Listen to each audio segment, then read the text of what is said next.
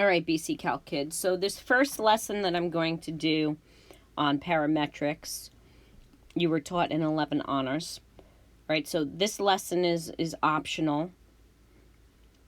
Let me go through it. So in general, okay, you have parametric equations, right? What happens with parametric equations is that you have a parameter. Now, the parameter is either going to be t or theta, all right? So you have a parameter.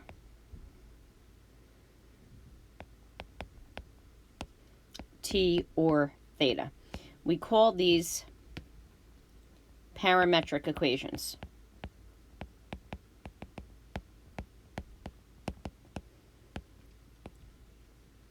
So you have this t or theta, and then, which are called the parameters, and you express x and y in terms of those parameters. Okay, so x and y are expressed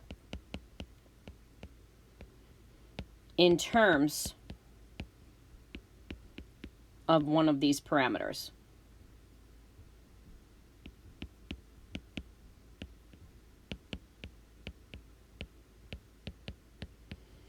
All right, so let's look at an example. Now, I'm going to have x equals t squared minus 4, and y equals t over 2. So I have to give you a domain for t. T is going to go from -2 to 3. So if we make a little table, if we call the first column t, and then we have x and y, you can pause the video and fill these in on your own and then come back and check them. We have t is -2, -1, 0, 1, 2, 3. Okay, I'm going to pause the video and I'm going to put these answers up. You should do them on your own and then come back and check them. All right, so how'd you do? Check your work. Now, think about what this means. Okay, parametrics has to do with motion. So if you just think about from time -2, right, when the parameter is -2 to -1, just look at this. What happened? Okay, so when 1 second in time passed,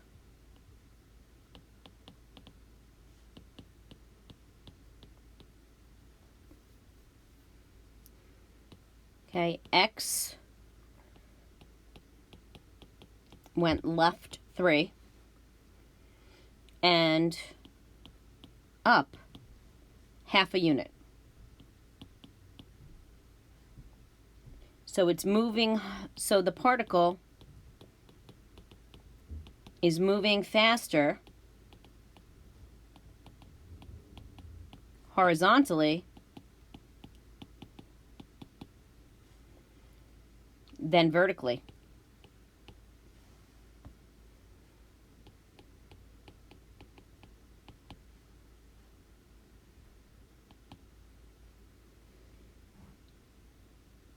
And in the second, it only moved 1 unit horizontally.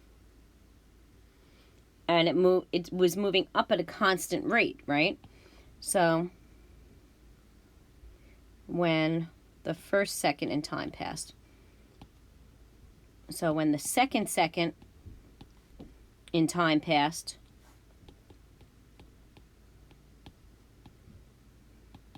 it moved 1 more unit left and up another 0.5. So by moving 1 more unit left, that means that it's slowing down, right? Because it's moving less over that same amount of time.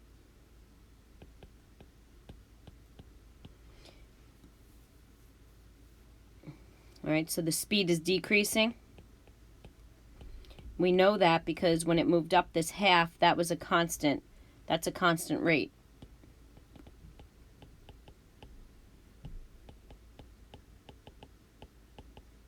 So parametrics are very cool. Now, as far as graphing it,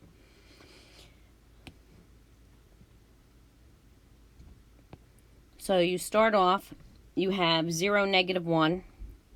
This is the start. Then you have -3, -1/2.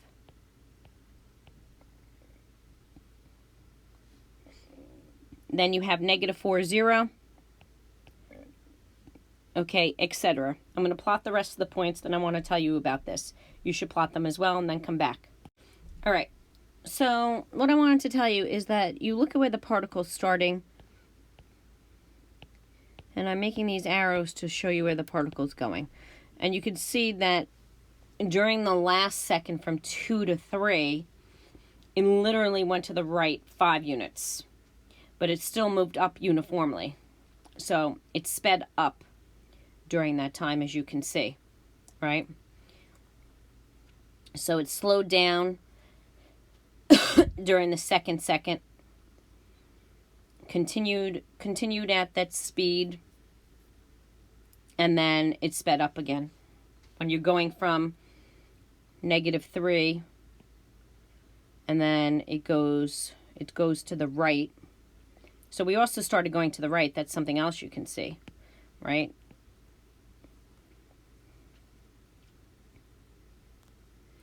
So here it's traveling to the right.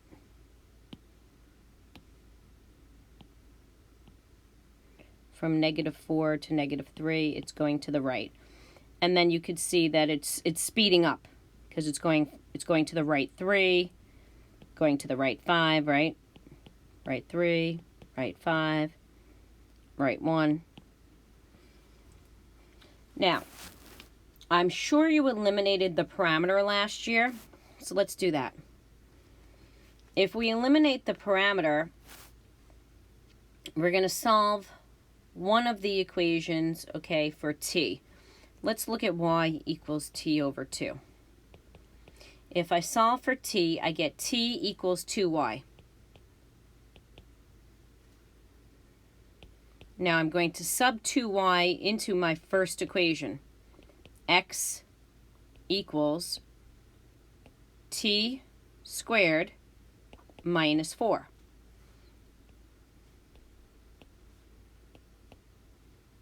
All right, therefore we end up with a sideways parabola, right? We get, when you clean all this up, which you can do, you get 4y squared minus 4.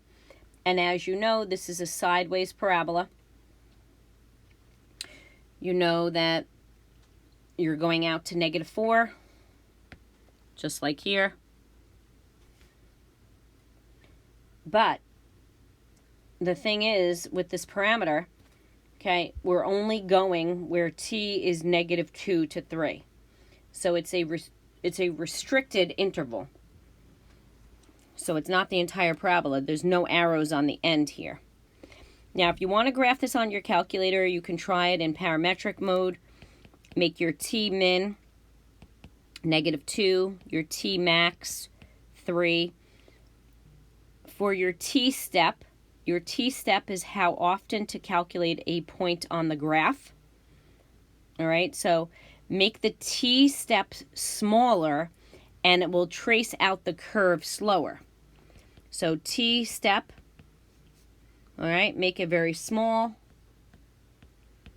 And when you do that, it will trace out the curve slower. All right, so you can make the t-step, you know, as small as you wish.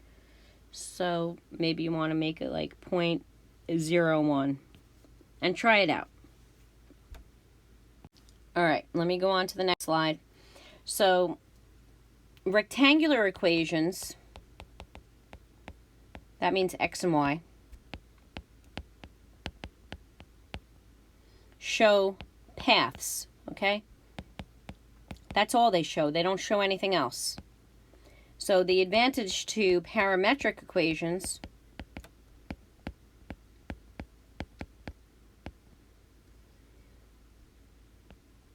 is that they show the path, they show the direction, and they show the speeds.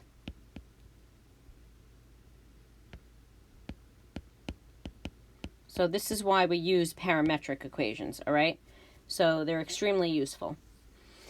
So at any rate, you could try doing some more problems. So let's say we have, for instance, x equals 1 over the square root of t plus 1. And we have y equals t over t plus 1. Now, I'm not going to give you a domain here, okay? So the mutual domain of x and y as a function of t, all right? So if I look at this, t cannot equal -1 because you can't divide by 1, right? If I look over here, I know that t plus 1 has to be greater than 0, right? So that means t is greater than -1. So I have to, the domain of t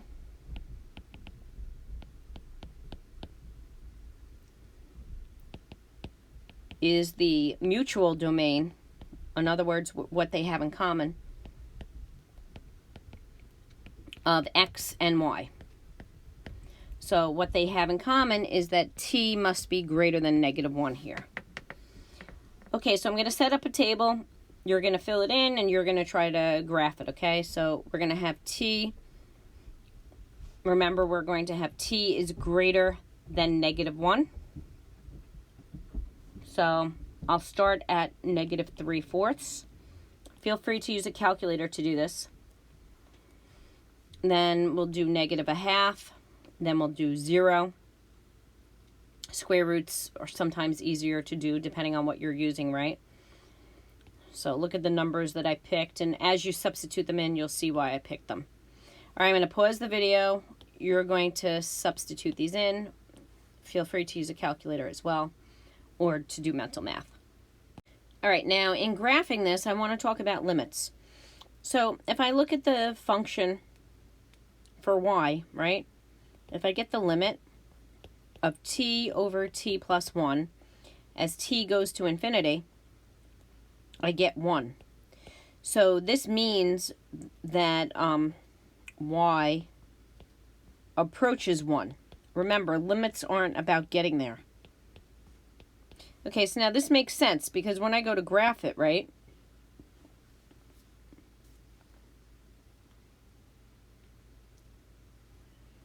I start off at 0, 1, and I'm going to put an open circle.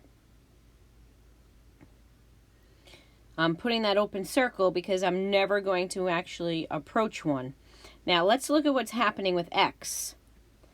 Okay, so for my x values, if I get the limit of 1 over square root of t plus 1, as t goes to infinity, I'm going to get 1 over 1, right? Oh, this is bottom heavy, never mind. So I'm going to end up getting 1 over the square root of infinity, which is infinity. Okay, some infinities are just larger than others because it's a concept, kids. So I get 0. So what's happening is I start at 2, -3 here.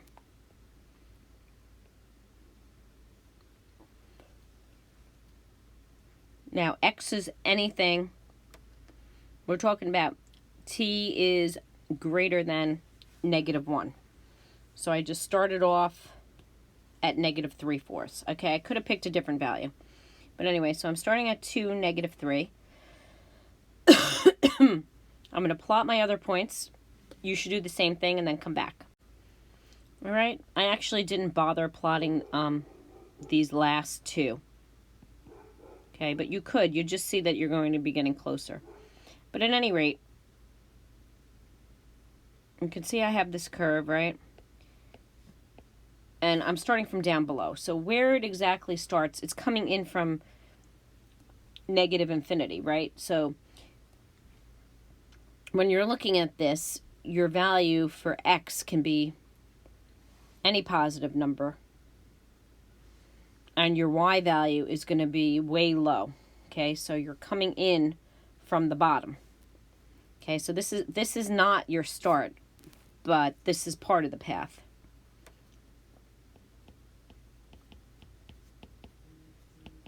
Now, as far as eliminating the parameters, okay, I have to eliminate t.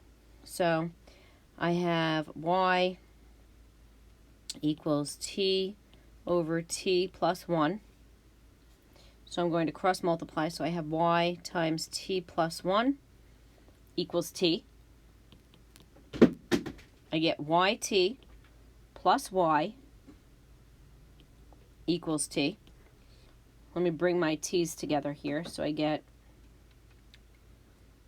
all right, so anyway, I'm going to bring the t's together. So I'm going to have yt minus t equals negative y.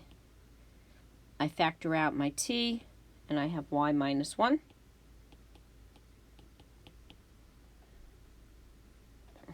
So I get t equals the opposite of y over y minus 1. I don't like how this looks, so I'm going to change. I'm going to multiply by negative 1 over negative 1 and make this y over 1 minus y. All right, at any rate, so then I would have to take this and substitute that in for t over here, right? Okay, so I'm going to do this on the next page because I don't have enough room here. So remember, I have t equals y over 1 minus y.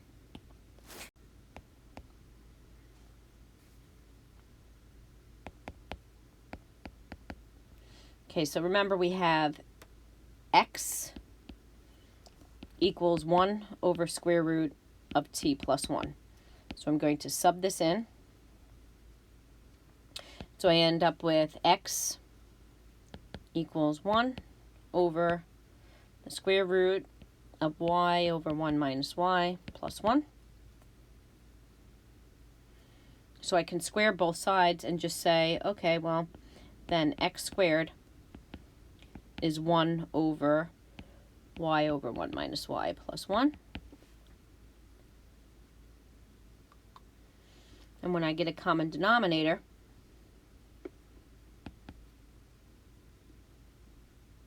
I have 1 over y over 1 minus y plus 1 minus y over 1 minus y. So you can see that the y's are going to cancel here, right? Well, let me just write it out. So I have 1 over y plus 1 minus y over 1 minus y. So as I said, these are going to cancel. So what I have is 1 over 1 over 1 minus y. And that ends up becoming just 1 minus y. So we have x squared equals 1 minus y. And if I solve for y, we get y equals 1 minus x squared. Okay? All right, but remember, x is approaching 0. Remember we did the limit? X approaches 0. Okay, even though it's never going to get there. So for your domain, x is greater than 0. So you would have to keep that in mind. All right, if you want to try to graph this, feel free. But you can see that this is half of a branch of a parabola that opens down. And the speed of this, if you look at these numbers, right, you could see that the speed is very fast. Now, if you want to try to graph it on your calculator, you'll see how fast it is. So for your T min, why don't you do negative 0.99? For the T max, okay, why don't you just make it 10? And then the T step, you can make it 0.01. Your X min, right, just for a nice viewing window, you can make that -1, even though we know that X is never going to be that. For your X max, make that 10. Y min, say try -25. Y max, just make it 2. This way you have a buffer. All right, give it a try. You can see what it looks like. I don't know if you did that last year or not, but you may want to check that out. Okay, so this is the last question for this video. And again, this is not calculus yet. I'm just reviewing 11 honors, all right? So let's look at this problem. We have x equals 2 plus 3 cosine t. And we have y equals -1 plus 2 sine t. Okay, so if you think about this, all right, I'm thinking about my t values going around the unit circle. Let's use 0. Okay, we could do pi over 6, or we could do pi over 3. It doesn't really matter. I'll do pi over 6, pi over 3, then pi over 2. Okay. Now you can certainly substitute in more values, but I'm going to then try pi, 3 pi over 2, and 2 pi. Okay, pause the video and do the values. Come back and check. All right, so check your values. Let's graph this. So we start off at 5, -1.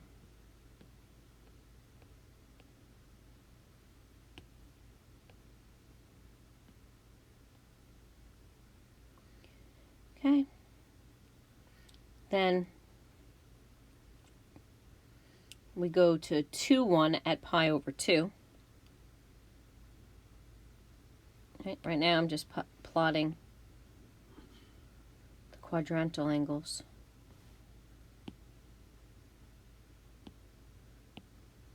Okay. So then I'm going to plot -1, -1.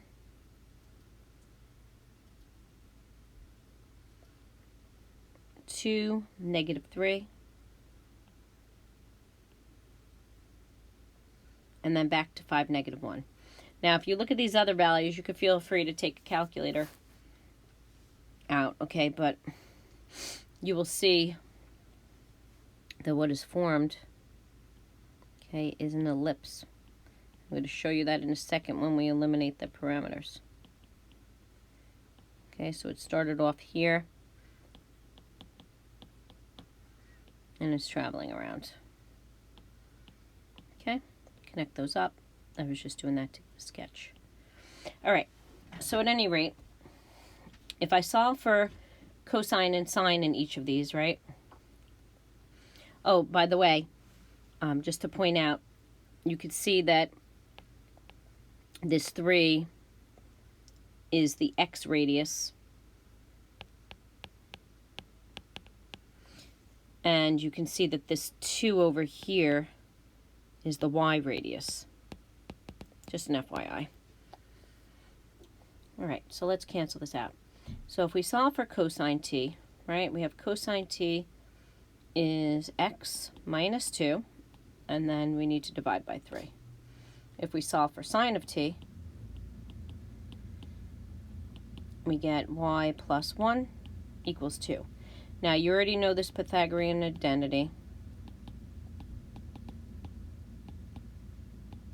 So I'm going to sub this in. I have x minus 2 squared, okay, over 9 plus y plus 1 squared over 4 equals 1.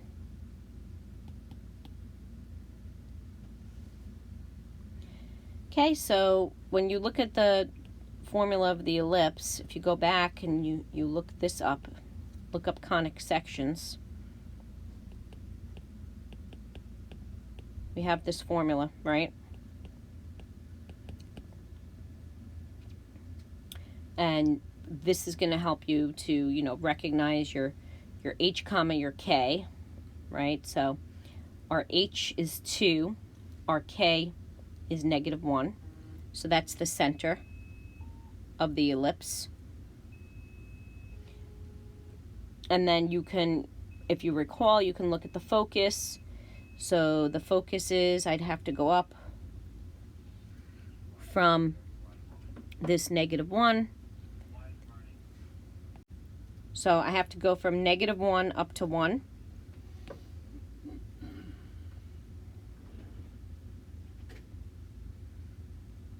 Just to see the distance here. Right? So that's a distance of 2. Okay, where does that come in? That's your y radius. And then this distance is 3. That's your x radius, as I was saying. And you can see them down here. So those are those squares, right? So A is 3, B is 2. If you remember that. Okay, if you want to try to graph this on your calculator, try making the T min 0, the T max. It's not, I don't think it allows you to type in 2 pi. I mean, you could try 2 pi, but I just made it 6.3. The T step, you can make it as small as you want. Okay, you can change it around if it's too slow. So I was going to make it 0.1. You could try 0.01. X min. So I'm going to make that -2 because I'm looking for a buffer. X max, I'm going to make that 6. Y min, I'll make that -4. Y max, 2. Okay, you'll notice that when you graph this, it is really cool to graph it. And if we were all in school at the same time, normally I would do that, all right? So you could do it on your own. But anyway, when you think about the vertical parts, okay, at the ends here, okay, these are vertical tangent lines. We'll be doing calculus with this in the next video. But at any rate, where you have vertical tangent lines, okay, the speed is slower. It slows down there.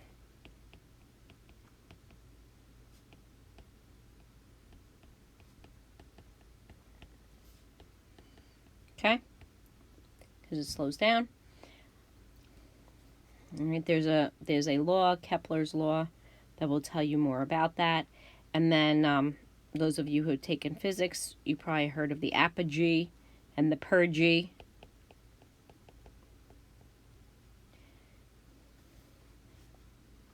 So at the apogee, it's the slowest because it's the furthest, right? And the perigee is the closest to the focus, it's the fastest. Okay, so the apogee is the furthest from the focus, so that's the vertical tangent lines here.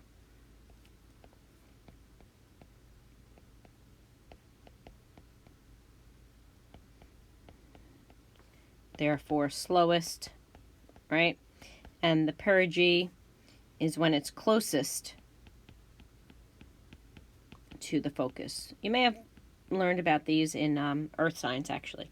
All right, guys, that concludes this video. Okay, and keep in mind, you know, the particle, we were traveling counterclockwise, okay, depending on how we change these functions.